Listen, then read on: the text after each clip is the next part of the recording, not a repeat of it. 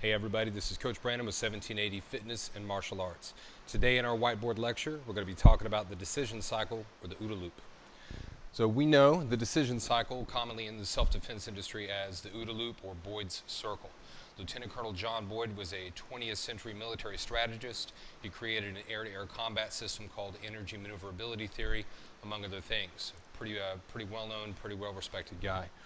The decision cycle is something that we really focus on in self-defense training because it's a process that every human goes through in response to stimuli.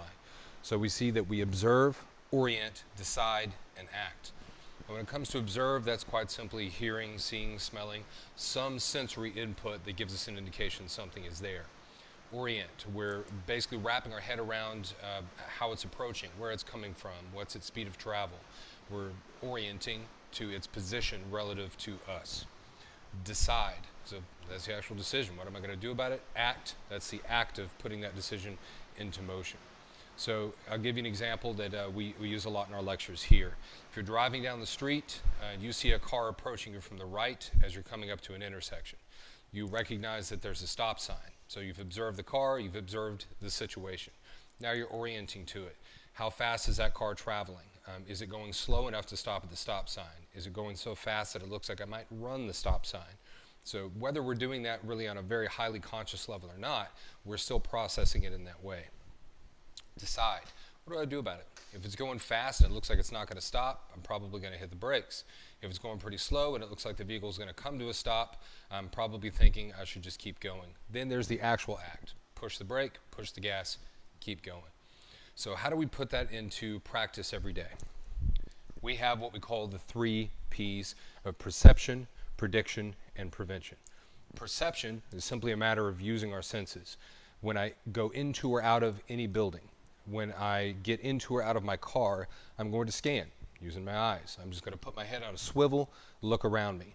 Coincidentally, that's how every single Krav Maga technique ends. We scan our environment looking for other threats and other exits. So we look around us. It really costs us a fraction of a second in time, and it can save your life. Active listening, that's another one. We can all hear, but I think we can all agree if we're locked in on our cell phones, texting, or playing a game, that's probably all that we hear. We probably may not even hear people trying to address us in the immediate area. So we've got to actively listen for things going on around us. Prediction.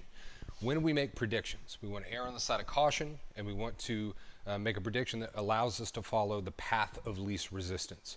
So I'll give you this example. If I'm walking downtown at night, I see a group of young guys walking toward me on the sidewalk.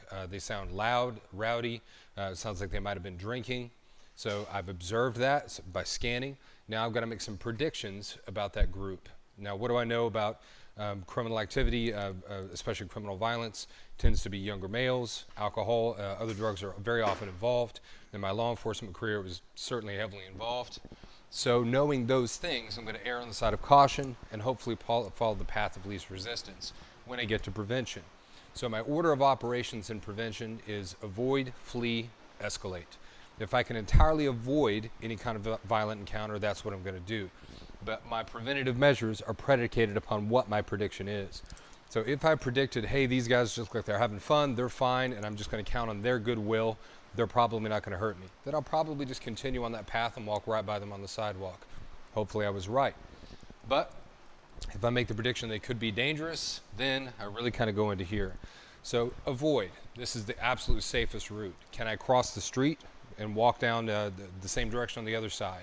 If so, that's probably the best choice for me to make, setting my ego aside, walking across the street and removing myself from the dangerous situation entirely.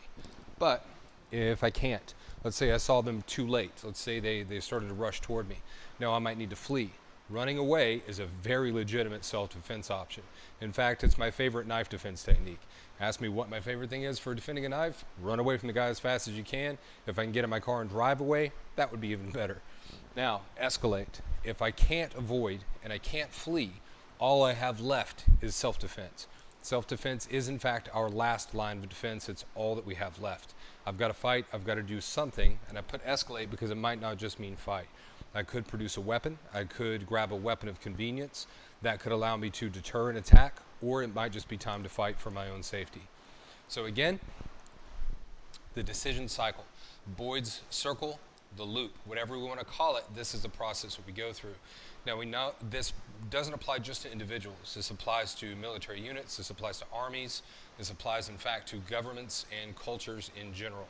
So if I am able to change, if I'm able to see those circumstances coming, adapt to that change, put a plan into motion, then I'm most likely to come out on top. So it's adaptability to change that really gets me there. How we get it done. Remember the 3 P's of perception, prediction, and prevention. Perception, I've got to use my senses. I've got to look, I've got to listen. Prediction, I want to err on the side of caution and make a prediction that allows me to follow the path of least resistance.